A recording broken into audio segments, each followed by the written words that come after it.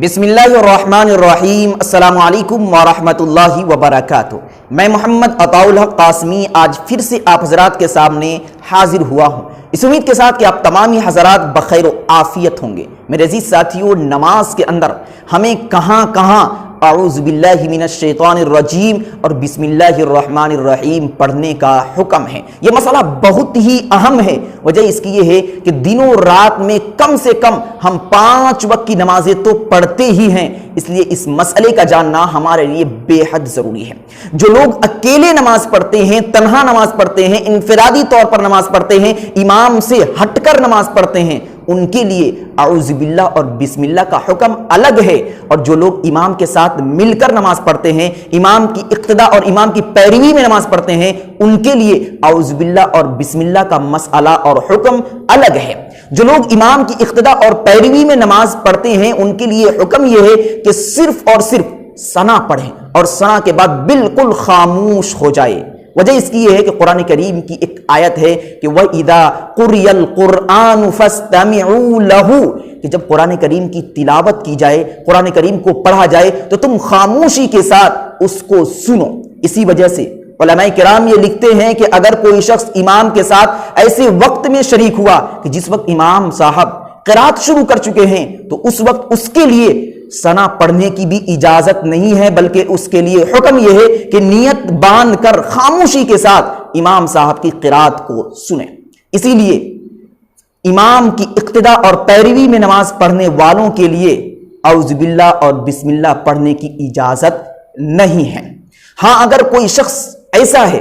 کہ جس کی 2 یا 3 یا 1 رکعت چھوٹ گئی ہے، پھر امام صاحب کی نماز مکمل ہونے کے بعد جب وہ چھٹی ہوئی رکعتوں کو مکمل کرتا ہے، تو اس کے لیے اعوذ باللہ اور بسم اللہ کا وہی حکم ہے جو ایک اکیلے نماز پڑھنے والوں کے لیے ہے۔ اب اکیلے نماز پڑھنے والوں کے لیے اعوذ باللہ اور بسم اللہ کا حکم کیا ہے، اس کو ہم جانتے ہیں اور سمجھتے ہیں۔ دیکھیے، اگر آپ اکیلے نماز پڑھ رہے ہیں، انفرادی طور پر تنہا نماز پڑھ رہے ہیں، تو یہاں پر آپ کے لیے حکم یہ ہے کہ آپ جب ثنا سے فارغ ہو جائیں تو سورہ فاتحہ سے پہلے اعوذ باللہ من الشیطان الرجیم اور بسم اللہ الرحمن الرحیم پڑھیں۔ اور وجہ اس کی یہ ہے کہ قرآن کریم کی ایک آیت ہے فَإِذَا قَرَأْتَ الْقُرْآنَ فَاسْتَعِذْ بِاللَّهِ مِنَ الشَّيْطَانِ الرَّجِيمِ، کہ جب تم قرآن کریم پڑھنے کا ارادہ کرو، قصد کرو، تو شیطان کے مکر و فریب سے بچنے کے لیے اللہ کی پناہ طلب کرو۔ اسی لیے علماء کرام یہ حکم دیتے ہیں کہ اگر آپ اکیلے نماز پڑھ رہے ہیں یا امام صاحب نماز پڑھا رہے ہیں، تو وہ سورہ فاتحہ شروع کرنے سے پہلے صرف اور صرف پہلی رکعت میں 1 مرتبہ اعوذ باللہ من الشیطان الرجیم اور بسم اللہ الرحمن الرحیم آہستہ آواز میں پڑھے۔ لیکن یہ حکم بھی واجب کے درجے میں نہیں ہے، فرض کے درجے میں نہیں ہے، بلکہ سنت کے درجے میں ہے۔ اگر کوئی شخص چھوڑ دیتا ہے تو اس کی وجہ سے سجدے سہو واجب نہیں ہوگا۔ اور فرض نماز کی 2ری، 3ری اور 4تھی رکعت کے لیے حکم کیا ہے، اس کو بھی ہم جان لیتے ہیں۔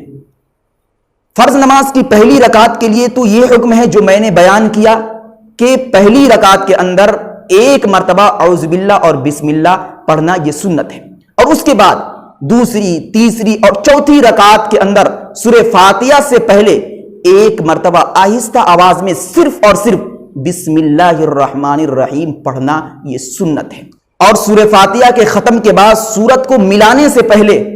ہر 1 رکعت میں جب آپ سورہ فاتحہ کے بعد سورت ملائیں گے تو بسم اللہ الرحمن الرحیم پڑھنا سنت تو نہیں ہے، لیکن مستحب کا درجہ رکھتا ہے۔ ویڈیو کو لائک اینڈ کمنٹ کریں اور دینی معلومات کے لیے ہمارے چینل الحق میڈیا کو سبسکرائب کر کے بیل آئیکن کو دبا دیں تاکہ سب سے پہلے ہماری بات آپ تک پہنچ سکے۔